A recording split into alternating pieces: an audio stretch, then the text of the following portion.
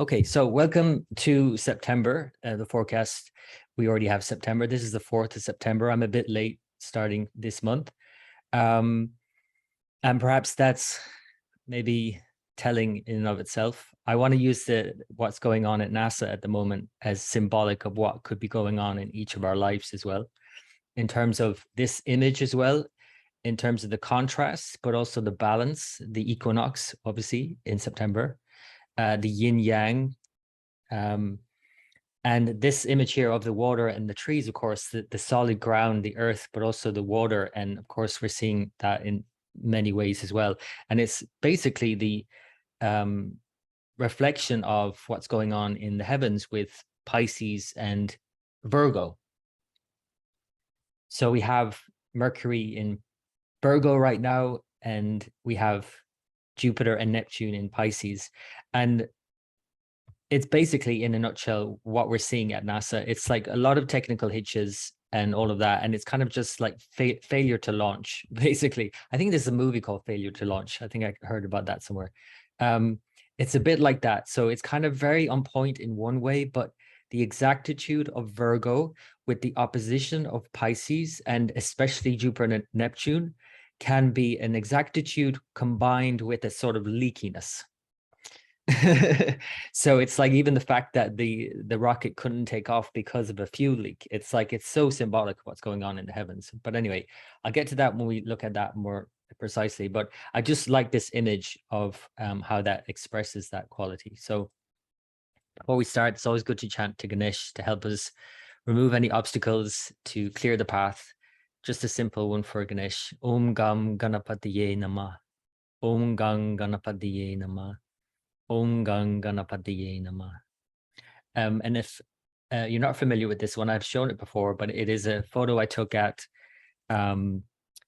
Victor's Way, which is a lovely place in County Wicklow, south of Dublin, where you have all of these huge granite statues of Ganesh and many other statues. And it's a whole journey and experience if you're ever in County Wicklow.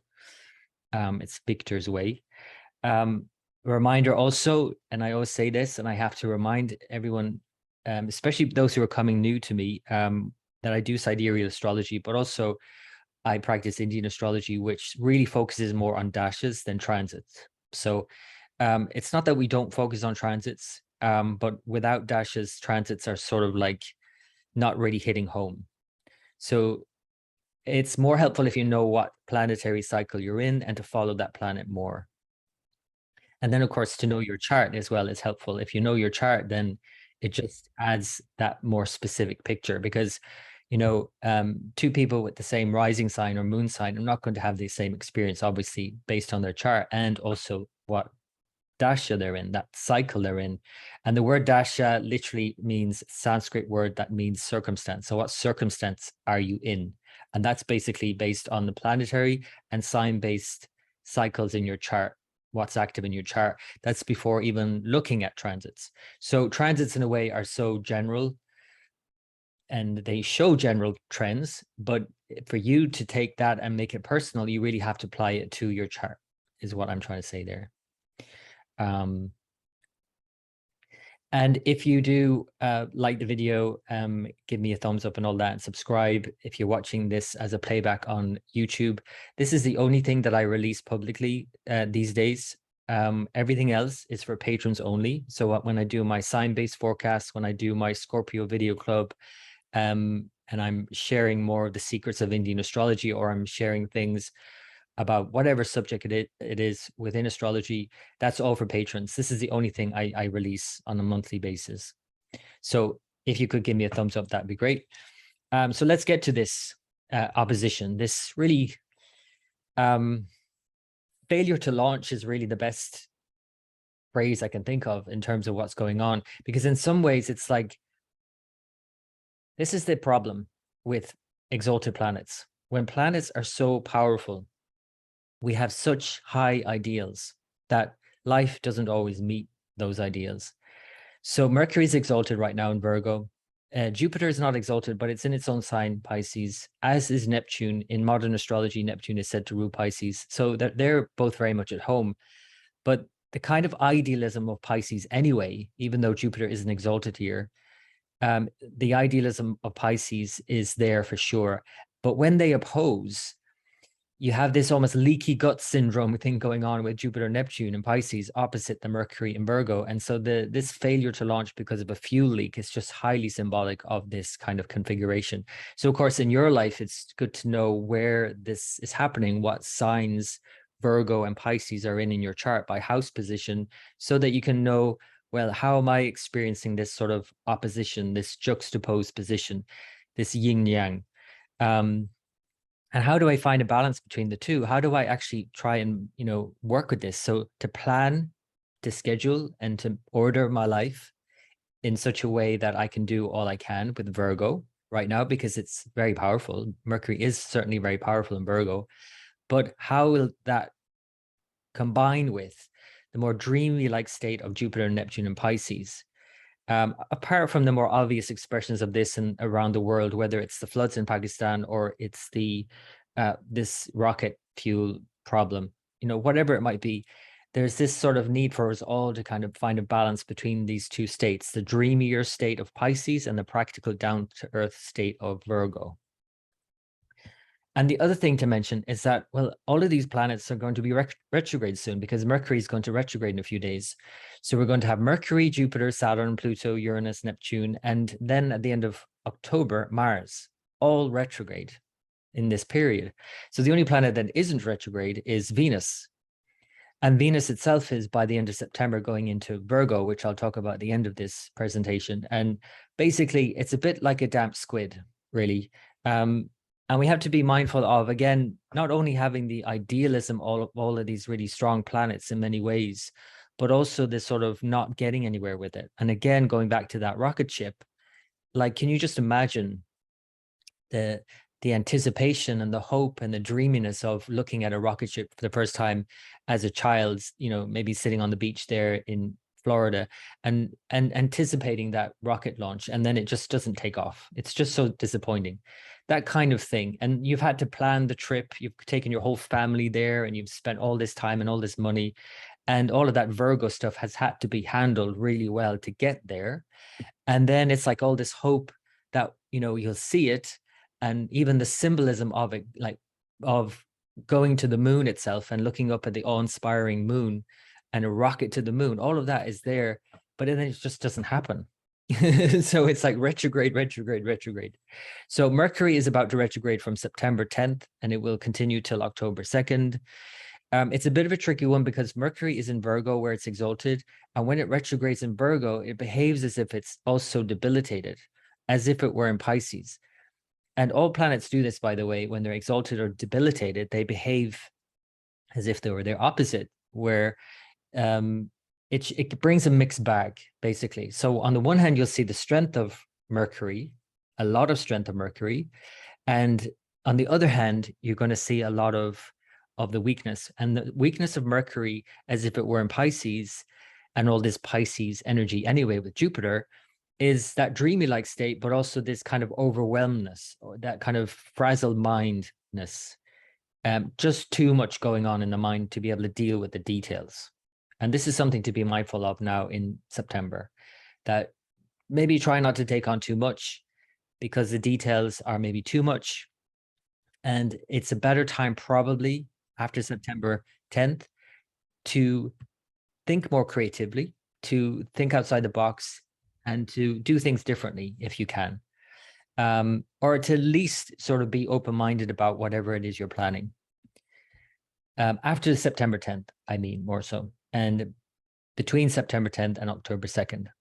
Jupiter is already retrograde, has been since the end of July. That's just continuing. And it's continuing, with Neptune until mid-month, because Neptune will actually step back into Aquarius. Remember, I'm referring to sidereal signs. So that's the difference of, at this stage, I use a difference of 24 degrees between the sidereal and tropical seasonal signs. So there is a breaking up now of Jupiter and Neptune by mid-September. And that's a good thing, in fact, because Jupiter in Pisces hasn't brought the goods, has not delivered on its promises. And that's largely been due to Neptune's involvement, because Jupiter in Pisces, like I said, it's a bit like idealistic anyway. But then when you add in Neptune, it's like putting a kind of a film of Vaseline over the camera, and then it just becomes a bit too much of a thick film of Vaseline, and you can't actually see the image. And so we do want to have an ideal situation in our mind's eye. We want to have a dream, but we want to be able to see it. And we just cannot see it right now because of Neptune. So this I actually think might be a good thing that Neptune goes back into Aquarius and leaves Jupiter in Pisces. And we can get more clear, at least, about our objectives, our dreams, our hopes and aspirations in Pisces. Saturn is retrograde, has been since June and will continue to October. And it started in Aquarius, but it's now back in Capricorn. That's an ongoing story. And this last story, I guess, of Saturn in Capricorn, with Pluto, which is also retrograde in Capricorn until October. And obviously you can see a kind of trend here into October. And this Saturn-Pluto ongoing theme, and has been for the last 2 years. I feel like a broken record with this, but it's this sort of, it's not as challenging as it has been for sure, because there's such a wide orb, even though they're in the same sign. It's certainly not as challenging as it was in 2020 and 2021, where they were very close together. Whereas this end times feel, and everything feels like it's, a challenge and a threat, and it's this survival instinct. Now, of course, it is continuing in terms of the climate change and all of that, and climate catastrophes and all of these things, but also in terms of, all of the other things. I'm not going to just mention them all because we're well aware of them at this stage. So that's continuing with the retrograde, is kind of going back now into Capricorn for Saturn, going back to these themes of, in many countries, you might not be one of them, but like there are countries that are still going into lockdowns, at this stage. We're still dealing with, new virus and all of that. We're still dealing with all of these things that we thought we might have been done with by now. And we're nearly done with them because Saturn will only be in Capricorn until the end of the year. And then in January next year, it moves back into Aquarius. And finally, they break up, this Saturn-Pluto breakup. The other one then, and that's more recent since the end of last month, is Uranus retrograde in Aries until next year, January. And this is probably more, I'm going to talk more about this in the next slide. But Uranus in Aries is retrograde along with Rahu. And so that's offering some complexity for sure. And I'm going to talk about that in relation to the Saturn thing as well, because we're reaching a sort of climax around this yet again. And one last time, a square between Uranus and Saturn. So I'm going to talk about that in a minute. Neptune itself, again, like I said, it's stepping back into Aquarius. So it continues to retrograde until December. This last visit to Aquarius now as well, because it's been in Aquarius for 14 years. So it's going to finish out in Aquarius by next year, and by February next year it will return to Pisces and move on finally. So there's still something to revisit in Aquarius in terms of the Neptune thing, and it's a dreamy state. It's maybe an idealistic state of mind around the themes around humanitarian issues and all of that, especially with Aquarius. And by the way, just speaking about the Uranus in Aries retrograde, of course, that is a theme of war. And Uranus in Aries was World War I, and coming around again full circle, it's another war. So that definitely brings out those kinds of warlike situations, whereas Neptune in Aquarius is more about the humanitarian crisis and not being clear about how to move forward on these. And so that's a theme that's continuing. And then finally, and this is not for this month, it's actually the end of October, and I'll talk more about it next month, but I want to just give you a heads up. Because in fact, in the last couple of days, Mars has just moved into its shadow phase, i.e. the point to which it will return by January next year. So Mars is in the middle of Taurus right now, and it will move through the latter part of Taurus, move into the first degree of Gemini, and then backtrack into Taurus again until January 13th, where it will station and then slowly move out. But not move out until March. So it's really actually from now until next March doing this back and forth in this shadow phase, going back and over the same part of the zodiac 3 times, once in direct motion, once in retrograde motion, and one final time in direct motion. So in other words, whatever you've got going on here in Taurus, you're going to be going back and over and back and over on this a few times. And so whatever you do now is likely that you're going to have to redo later, whatever's going on in Taurus for you. So this is just a reminder of the dates. So Mars is in Taurus from August 10th to October 15th. It will just step into Gemini briefly, into the first degree of Gemini. It will station then on the 30th of October and backtrack into Taurus on the 13th of November. And it will stay there until March 13th. So for most of the next 6 months, basically, or the next, 6 months, it will be in Taurus. So I guess, the most obvious expression of this is the energy crisis. Taurus is all about resources. It's all about energy. Mars retrograde obviously shows that the possibility here of a huge energy crisis over the winter, of blackouts even, definitely some delays, some setbacks. It's retrograde. So there will be some issues around that. And you don't need an astrologer to tell you that, I guess. The other thing I was going to mention here, and the important thing to mention, is that this is the final square between Uranus and Saturn. So Uranus is in Aries.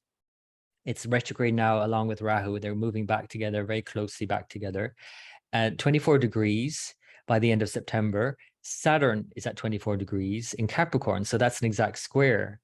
So this is the last time. It's been a theme for the last 2 years as well. And it's an ongoing theme. And so again, I feel like a broken record here, but it's not just the Saturn-Pluto theme of the kind of end times feel and the threat to our very life on Earth. And it feels like the end of life on Earth, but it's not, but it feels that way. But it's the contrast between that and this need for freedom in Aries, with Uranus and Aries especially. And Rahu now and Uranus and Aries this time around, so it even makes it more intense, a conflict. So by the end of September and into October, we're likely to see more conflict around the world, basically. And something new trying to be born as something old has to dissolve finally. Again, whatever areas of your chart you have Aries and Capricorn are where you have to make the changes. And the adjustment here is not easy because it's a square. So you have something new that wants to be born, something you want to try out new, that's in Aries. And there's something old that is hanging around, but also needs to leave you. That's in Capricorn. So how are you going to manage that kind of conflict is obviously very personal and down to you.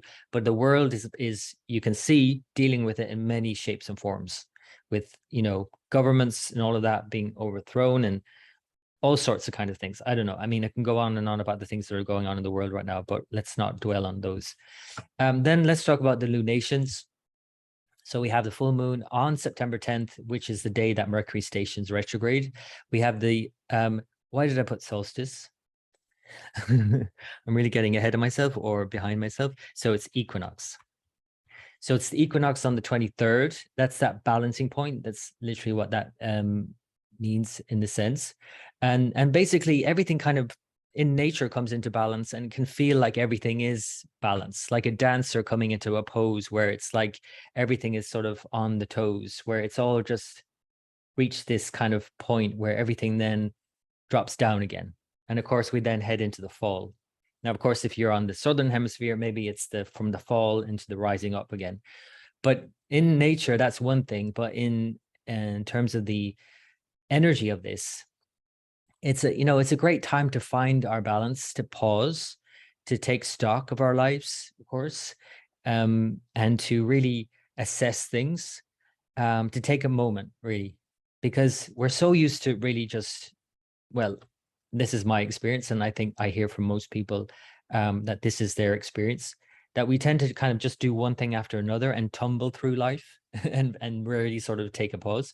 But even if you just, with a simple practice of taking a moment, finishing what you're doing, just taking a moment and then starting a new thing, whatever it is in your day, it's a helpful thing to do.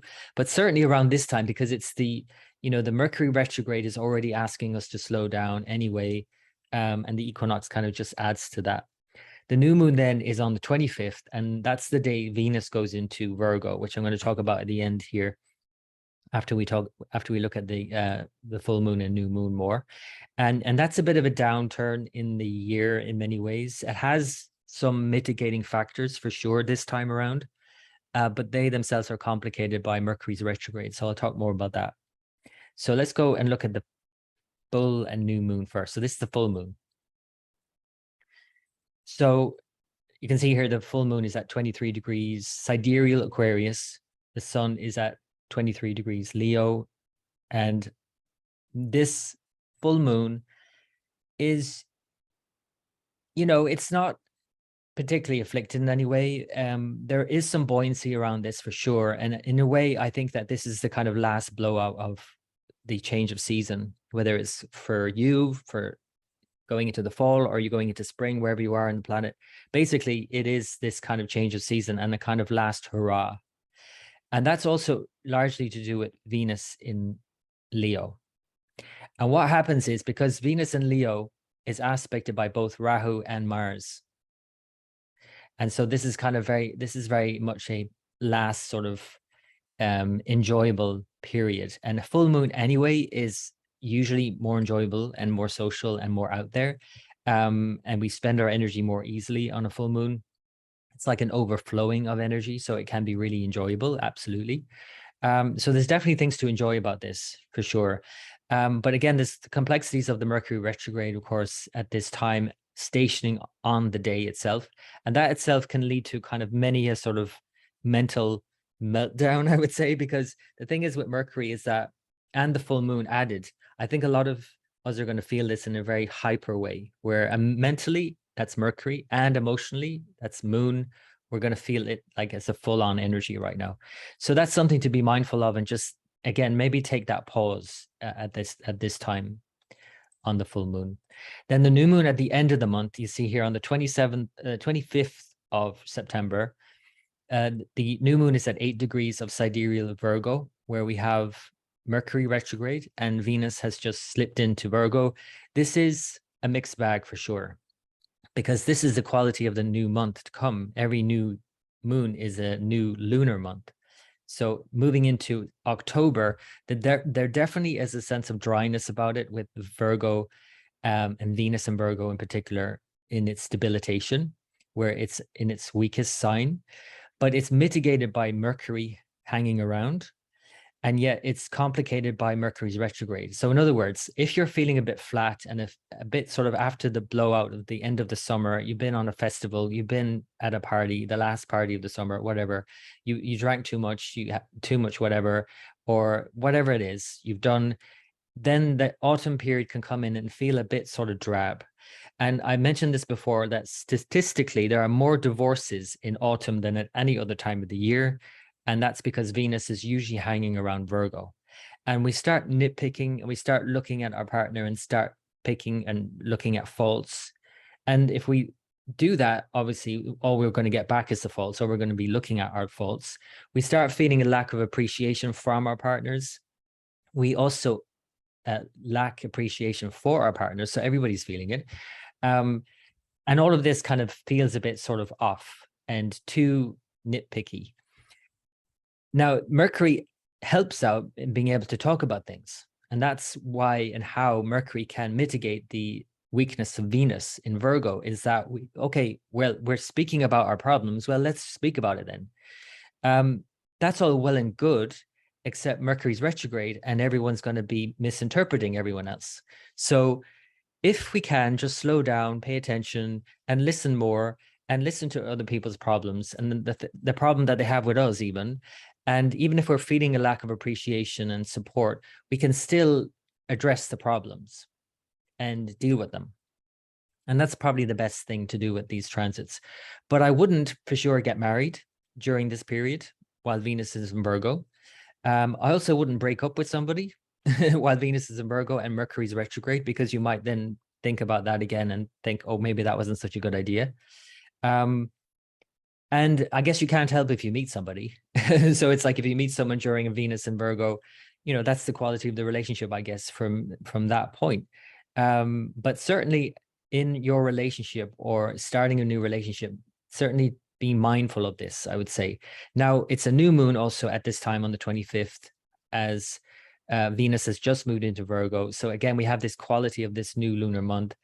and this Virgo energy. And all of that's good, like I said, for managing our life and ordering everything and being very productive and all of that.